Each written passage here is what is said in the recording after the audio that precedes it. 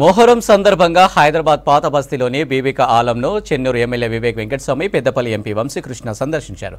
దీంతో వారికి దట్టీలు కట్టారు మత పెద్దలు. పోలీసులు బందోబస్తు ఏర్పాటు చేశారు. కాగా ఈ నెల 17న అంబారిపై బీబీక ఆలం ఊరేగింపు జరగనుంది.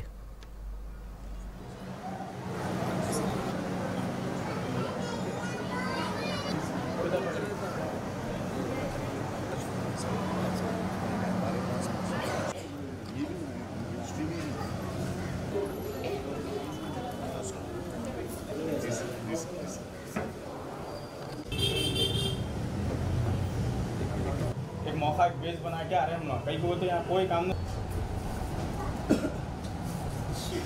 ये मतलब बहुत सारे ज्वाइन हो गए, फिर सिर्फ खाली लेटर दे देते, उसका जवाब आता ना, कुछ आता ना, जो भी बाहर क्रिकेट से जो भी है कोर्ट में चले गए तो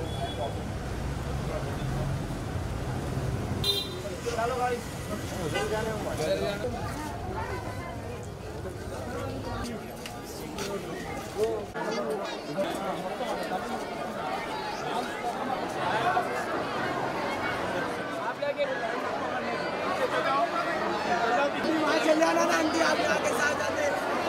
अंदर चलो